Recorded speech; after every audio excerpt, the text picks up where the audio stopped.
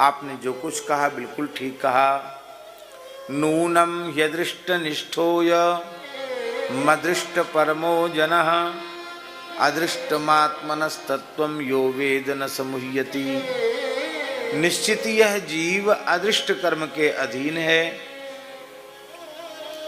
अदृष्ट माने प्रारब्ध, प्रारब्ध के अधीन यह जीव है और प्रारब्ध ही वस्तुतः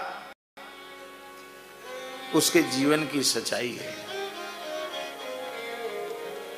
ना भुक्तम क्षीयते कर्म कल्प कोटि शतैरपि अवश्यमेव भोक्तव्यम कृतम कर्म शुभाशुभम। सच्चाई है प्रारब्ध। ऐसा जो अच्छी प्रकार से विचार करते हैं कि आत्मनस तत्वम अदृष्टम, हमारा तत्व तो अदृष्ट ही है, ऐसा जो जान जाते हैं न समुह्यति, वो किसी भी अवस्था में धैर्य खोते नहीं हैं, वे किसी भी अवस्था में मोहित नहीं होते।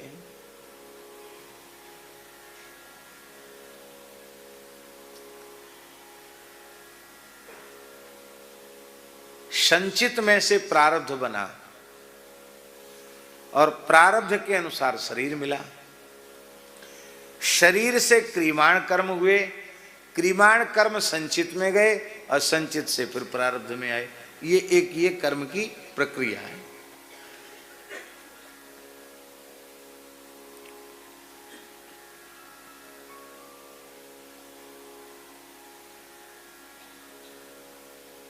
पर्दे पर सिनेमा दिखाया जाता है, तो सिनेमा में दिखाई जाने वाली जो झांकियां हैं, घटनाएं हैं, क्या वे तात्कालिक होती हैं? तात्कालिक तो नहीं होती। पटकथा, संवाद सब पहले ही लिख दिए जाते हैं, रिहर्सल पहले हो जाता है और उसकी पूरे के पूरी नाटक की कैसेट बन जाती है, रील बन जाती है और रील बन जाने के बाद फिर वो पर्दे पर दिखाई जाती है। ऐसे ही प्रत्येक मनुष्य की प्रारब्ध की रील पहले से बनी बनाई है। आयु कर्म च वित्तं च विद्या निधनमेव च पंचैतानि हि सृज्यन्ते गर्भस्थस्यैव देहिनः। आयु, कर्म, धन, विद्या और मृत्यु गर्भ में निश्चित हो जाती है। तो वे अपने जीवन की प्रारब्ध की रील को दृश्य मान लेते हैं और स्वयं उसके दृष्टा बन जाते हैं। इसलिए न समुह्यति, फिर वो मोहित होते नहीं है। अच्छा, एक बात और बतावें,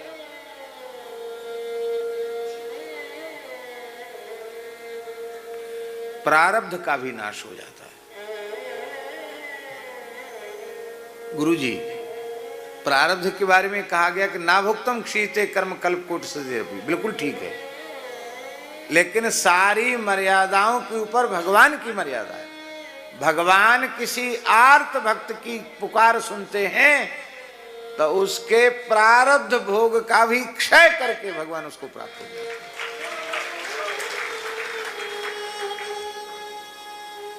जैसे वीडियो कैसेट देखने वाले लोग जिस दृश्य को देखना चाहते हैं वहां तक पहुंचने के लिए एक बटन दबा देते हैं, जल्दी जल्दी जल्दी जल्दी जल्दी जल्दी रील चलती है और फिर जहां से उनको देखना होता है वहां फिर बटन दबा देते तो वहां से बढ़िया से रील चलने लग जाती है। ऐसे ही भगवत प्रपन्न शरणागत भक्तों के का रिमोट कंट्रोल ठाकुर जी के हाथ में रहता है। वे देखते हैं बेचारा बहुत कष्ट पा रहा, बहुत दुखी हो रहा है, अब इसको जल्दी अपनी सन्निधि में बुलाना है, तो क्या करें, कैसे करें? बोले प्रारब्ध की रील का ऐसा स्विच दबाते हैं ठाकुर जी कि जल्दी जल्दी जल्दी जल्दी जल्दी जल्दी प्रारब्ध की रील खत्म हो जाती है। ऐसे भी उदाहरण महाराज जी हैं ग्रंथों में कि भक्त के प्रारब्ध का भोग स्वप्न में हो गया, उसे जागृत में होना चाहिए था, स्वप्न में भोग हो गया।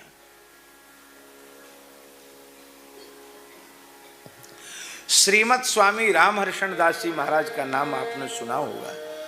पंचरसाचार्य, अयोध्या की महान विभूति श्रीमद स्वामी रामहर्षण दास जी महाराज, उनके शिष्य थे महंत श्री हरिदास जी। बड़ी गुरुनिष्ठा थी उनमें।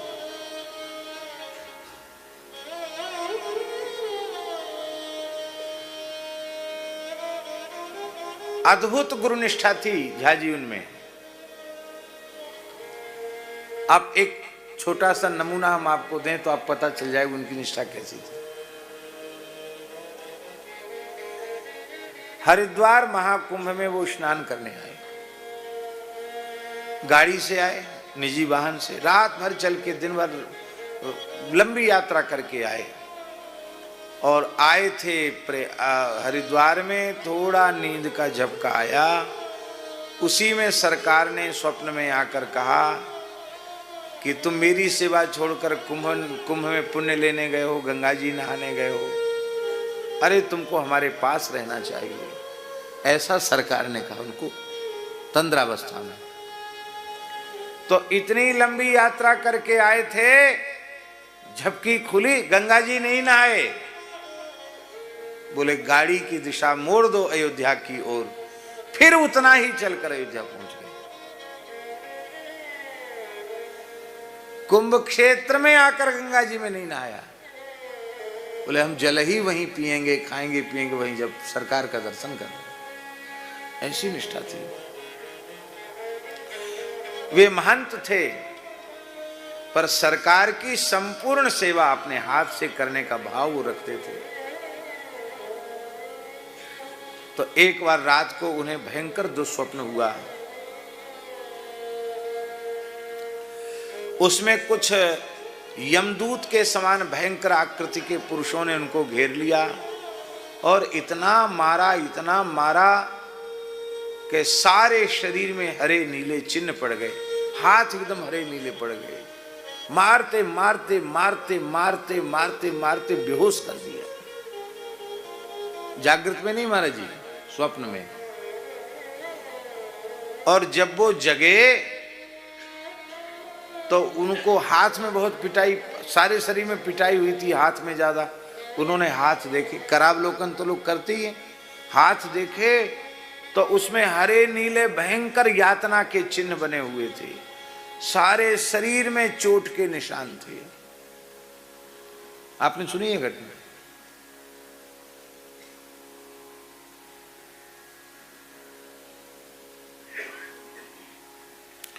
उन्हें बड़ा आश्चर्य हुआ कि स्वप्न को तो मिथ्या कहते हैं और मैंने ये देखा तो सपना क्यों, अपने कमरे में आसन पर सो रहे हैं और ये स्वप्न में जो कुछ घटित हुआ वो देह में घटित दिखाई पड़ रहा है।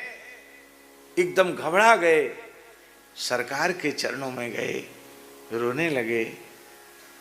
श्री हर्षण कुंज सरकार ने कहा, सिर पे हाथ फिराकर कहा, चिंता मत करो, स्वप्न में श्री रघुनाथ जी ने तुम्हारे दुष्प्रारब्ध को काट दिया है। शरीर को इतनी यातना भोगने का दुष्प्रारब्ध था, उसको श्री रघुनाथ जी ने स्वप्न में काट दिया। ये प्रारब्ध को स्वप्न में भगवान नष्ट कर देते हैं, पर ये सुविधा पिताजी जो सामान्य जीव हैं उनके लिए कानून है। क्या कानून है? को न काऊ सुख दुख कर दाता, को न काऊ सुख दुख कर दाता, निज कृत कर्म भोग सब भ्राता, निज कृत कर्म भोग सब भ्राता। ये जो व्यवस्था है ना, ये व्यवस्था जो भगवत शरणागत भक्त नहीं है, केवल कर्म पर विश्वास रखने वाले हैं, उनके लिए ये कानून है। भक्तों के लिए कौन सा कानून है?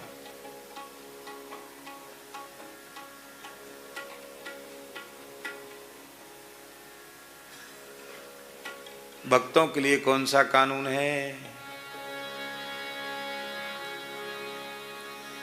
तुरत विभीषण पाछे मेला, तुरत विभीषण पाछे मेला, सन्मुख राम सहु सुई सेला, सन्मुख राम सहु सुई सेला। उस अमोघ शक्ति को राम जी ने अपनी छाती पर ले लिया। भैया अपने भक्तों के कष्ट को ठाकुर जी देखते, भैया ज्यादा कर्म का कानून जटिलता को प्राप्त हो रहा है, बोले कोई बात नहीं, बना रहने दो, हमारी बनाई सब कानून है, ये नहीं भोगे, हम भोग लेते हैं। उस कष्ट को ठाकुर जी अपने ऊपर भोग लेते हैं। श्री माधवदास जी का प्रारब्ध भगवान ने भोगा कि नहीं भोगा?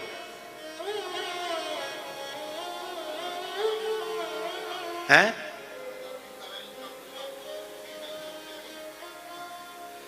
हाँ, यद्यपि सम नहीं राग न रोसु, गहहि न पाप पुण्य गुण दोषु, तदपि करहि सम विषम बिहारा, भक्त अभक्त हृदय अनुसारा। बहुत बढ़िया बात याद दिलाई। और इतना ही नहीं,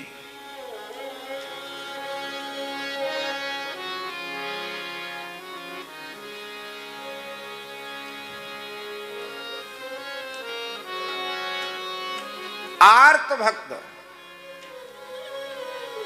आर्त भक्त, उसका प्रारब्ध भोग बहुत बड़ा है। और भगवान ने देख लिया कि यह इतना आर्त हो रहा है कि इस पर यदि कृपा नहीं की गई तो ये कष्ट झेल नहीं पाएगा, शरीर पर इसकी मृत्यु हो जाएगी। अब प्रारब्ध का क्षय नहीं हुआ और शरीर का क्षय हो गया, तो इसी प्रारब्ध को भोग, अवशिष्ट प्रारब्ध को भोगने के लिए इसे दुखमय संसार में फिर आना पड़ेगा। मेरा शरणागत होकर फिर संस्कृति के चक्र में पड़े, दुखमय संसार में आवे तो हमारी तो नाक ही कट जाएगी। तब श्री ठाकुर जी अपनी अचिंत्य शक्ति से उसके प्रारब्ध को भस्म करके उसको हृदय से लगाते हैं।